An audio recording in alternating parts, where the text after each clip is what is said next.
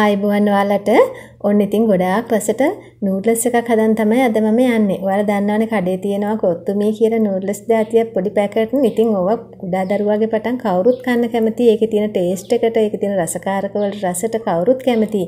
ඉතින් අද මම මේ කොත්තුමී එකේ රසට ඊටත් වඩා රසට නූඩ්ල්ස් එකක් හදන්න යන්නේ. ඉතින් විශේෂත්වය තමයි මේක මම හදන්නේ කිසිම කෘත්‍රිම රසකාරකයක් දාන්නේ නැතුව. ඒ කියන්නේ සුප් කැට MSG වර්ග නොදා. අනිත් විශේෂත්වය තමයි මේක මස් මාළු බිත්තර නැති වෙජිටේරියන් නූඩ්ල්ස් එකක්. ඒ වගේම අනිත් තවත් විශේෂත්වයක් තියෙනවා මේක කන්න කිසිම ව්‍යංජනයක් අවශ්‍ය වෙන්නේ නැහැ. මේක තනිකර කන්නත් පුළුවන්. ඒ වගේම ගොඩක් පෝෂ්‍යදායකයි. ඉතින් සමහරු හිතන් ඉන්නේ කෘත්‍රිම රසකාරක මස් මාළු බිත්තර නැතුව මේ වගේ කෑම කන්න රසට හදන්න බෑ කියලා. නමුත් මම ඒවා නැතුව ඒවා දානවටත් වඩා රසට මේ නූඩ්ල්ස් එක අද මම හදනවා. ඉතින් ඔයාලා රැඳිලා ඉන්න මගේ වීඩියෝ එකත් එක්ක ස්කිප් නොකර බැලුවොත් ඔයාලට මේකේ තියෙන පුංචි දේවල් ඔක්කොම දැනගන්න පුළුවන් වෙයි. ඉතින් කපන එකේ ඉඳන්ම මම ඔයාලට හරියට පෙන්නනවා. ඉතින් ඔයාලා රැඳිලා ඉන්න මගේ වීඩියෝ එකත් එක්ක ඉස්සෙල්ලාම මම නූඩ්ල්ස් ටික තඹ ගන්නයි යන්නේ. ඉතින් භාජනයක් ලිපේ තියලා එකට වතුර දාලා උතරව ගත්තා. මේකට ලුණු තේ හැන්දකුයි පොල් තෙල් තේ හැන්දකුයි දාගන්න ඕනේ. වතුර උතරනකොට නූඩ්ල්ස් ටික දාලා තඹ ගන්න ඕනේ. නූඩ්ල්ස් මම ගත්තා ග්‍රෑම් 300ක්. නූඩ්ල්ස් ටික දිග වැඩි. ඒ හින්දා ඒක තනිකර දාන්න එපා. කරදරයි අපිට කලවම් කරද්දි දෙකට කඩලා ගන්න මේ විදිහට. මේ විදිහට දාලා මේක විනාඩි 5ක් විතර බහලා තියුවාම හරි ගන්නට තැම්බෙනවා. මේකේ තියෙන විශේෂත්වය තමයි බෙරි කරගන්න හොඳ නැහැ. බෙරි කරගත්තොත් අපිට මේ නූඩ්ල්ස් එකේ නියම ක්වොලිටිය ගන්න අමාරුයි. ඒ නිසා ගන්නට මේ සයිස් එකට වගේ එනකොට මේක බාලා පෙරෙන්න දාන්න.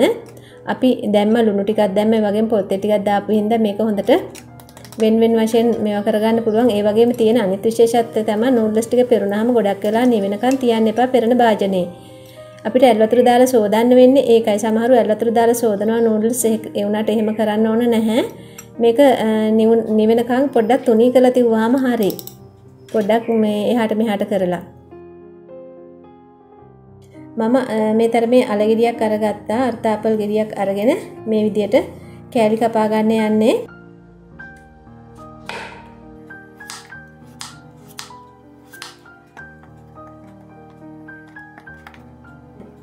ඔයාලට තේරෙන සරල විදියට මම මේක කියන්නම් කරන විදිය.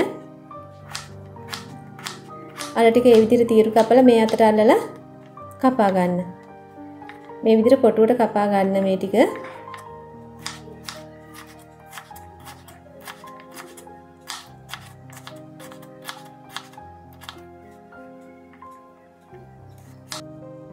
ඊට පස්සේ ඒකට ලුණු චුට්ටකුයි කහ චුට්ටකුයි දාලා මේ විදියට කලවම් කරගන්න. මොකද අල කියන්නේ ටක් ගාලා කහට එනවා. ඒක නැති කරන්න තමයි එහෙම ගන්න. එහෙම නැත්නම් අයිස් වතුර ටික දාන්න ඕනේ. ඉතින් මම ඊට පස්සේ කළේ තෙල් පොඩ්ඩක් ලිපේ තියලා මේක බැද ගන්නයි යන්නේ. ඉතින් වෙනස් විදියක් නූඩ්ල්ස් හදන්න වෙජිටේරියන් අයට කන්නත් පුළුවන්. ඒ වගේම මස් මාළු බිත්තර කන ඕනම කෙනෙකුට මේක කන්න පුළුවන් හදාගෙන. ඉතින් මේ සයිස් එකට මේ බානක ලස්සනට මේ අල ටික මේ විදිහට බැද ගන්න ඕනේ. ගොඩක් දුඹුරු පාට වෙනකන් ගොඩක් බ්‍රවුන් කලර් වෙනකන් බැද ගන්න එපා. මෙන්න මේ ලස්සන ගෝල්ඩන් කලර් එක එනකොට මේක අයින් කරගන්න. ඔයාලට පේනව නේද? ඒ ප්‍රමාණය වෙනකන් බැද ගන්න.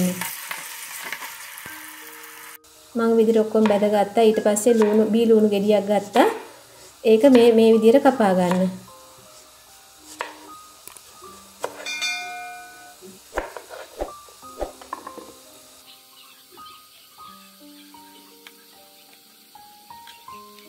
ඊට පස්සේ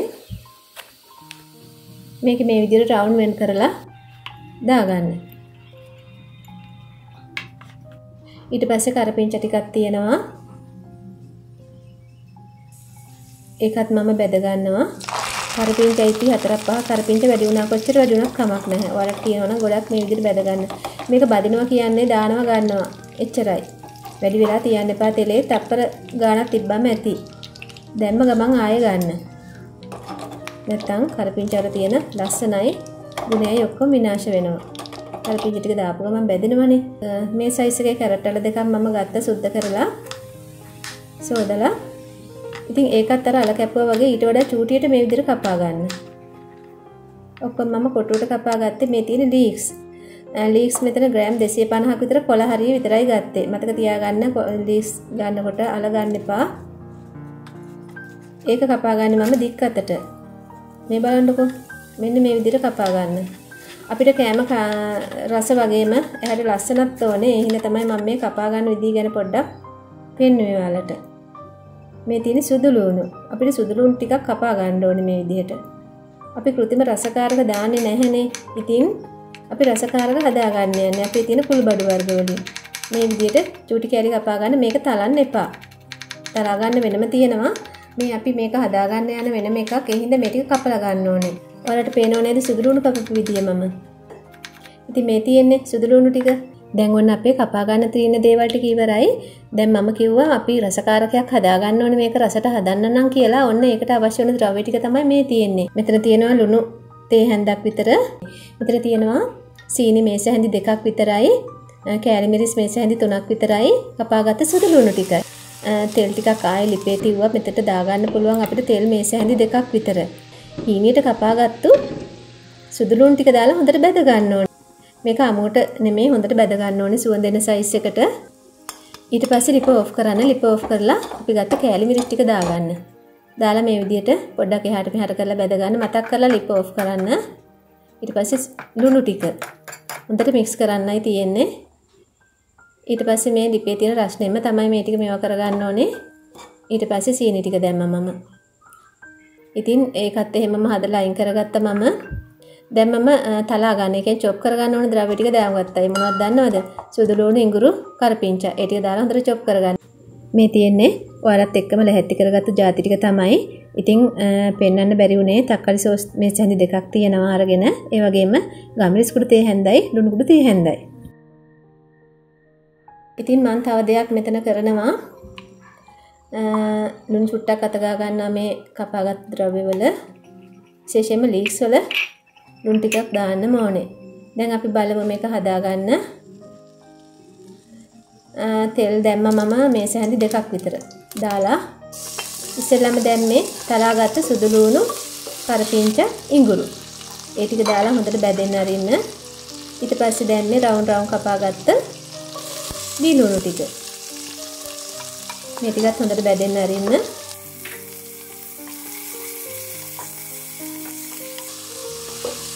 ඊට පස්සේ කැරට් ටික. මේවට මම චුට්ට ලුණු අත ගාලා තමයි ගත්තේ. ඊට පස්සේ ගම්මිරිස් කුඩු ටික දාගන්න. තක්කාලි සෝස් ටික ඊගාවට දාගන්න. තක්කාලි සෝස් මේස හැඳි 2ක් විතර ගත්තා. ඔයාලට තක්කාලි සෝස් ගෙදර හදාගන්න පුළුවන්. මම වීඩියෝ එකක් කළා. ඔයාලට ඩිස්ක්‍රිප්ෂන් එකේ මම ලින්ක් එක දාන්නම්. එහෙම නැත්නම් උඩින් කාඩ් එකක් යනවා. ඒක ටච් කරලා බලන්නත් පුළුවන්. ඊට පස්සේ තමයි දාගන්නේ නූඩල්ස් ටික. ටිකක් දාගන්න ඉස්සෙල්ලාම මිශ්‍ර කරගන්න භාජනේ ගොඩක්ම ලොකු එකක් නෙමෙයි නම් මේ විදිහට ටික ටික මිශ්‍ර කරගන්න. ඊට පස්සේ ඊටු ටික දාලා ආයෙ මික්ස් කරගන්න. මේකට අවශ්‍ය වෙන ද්‍රව්‍ය ටික ඔක්කොම හරියටම මම පල්ලෙහාටින් ඩිස්ක්‍රිප්ෂන් එකේ දාලා තිනවා. ඔයාලා බලන්න. ඊට පස්සේ අපි හදාගත්ත chili mix එක සුදු ලුණු, සීනි, කෑලි මිරිස් දාලා හදාගත්තා. මේ තියෙන බැදපු අල ටික දැන් ඉතින් මිශ්‍ර කරන්න තමයි තියෙන්නේ සියලුම දේවල්. ලිප මේ වෙලාවේ බොහොම අඩු ගින්දරේ තියාගන්න. ඊට පස්සේ කරපිංචා ටික. බලන්නකො කරපිංචා ටිකේ ලස්සන පාට ඒ විදිහටම ආරක්ෂා වෙලා තියෙනවා. දැන් ලිප ඔෆ් කරලා තමයි ලීස් ටික දාගන්න ඕනේ. මතක් කරලා ලිප ඔෆ් කරන්න ඕනේ. ලීස් ටිකට හොඳට ලුණු අල්ලලා තියෙන්නේ. ඉතින් ලිප ඔෆ් කරලා ලීස් ටික දාපුවාම අපිට දාන්න තියෙන ද්‍රව්‍ය ටික ඉවරයි. මේක මික්ස් කරලා ඔයාලගේ රස අනුව තව ලුණු චුට්ටක් දාගන්න. ලුණු මදි නම් ඒ වගේම සෝයා සෝස් තියෙනවා නම් සෝයා සෝස් ටිකකුත් දාගන්න පුළුවන්. ඉතින් අපේ කොත්තු මේක දැන් හදලා ඉවරයි. ඉතින් ඔයාලත් හදලා බලන්න. කඩේ යන්න ඕනේ නැහැ. ක්ෂණික නූඩල්ස් පැකට් අරන් එන්න. ඊට පස්සේ ඔයාලා හදලා බලන්න. ගොඩක් රසයි. ඉතින් මගේ වීඩියෝ එක හොඳ නම් ඔයාලා ලයික් එකක් දාලා කමෙන්ට් එකක් දාලා ෂෙයා කරන්න, සබ්ස්ක්‍රයිබ් කරන්න නැති අය සබ්ස්ක්‍රයිබ් කරන්න. ඉතින් ආයෙ නැවත මේ වගේ වීඩියෝ එකකින් හම්බෙමු. ඔයාලට සුබ දවසක් කියලා මම ප්‍රාර්ථනා කරනවා.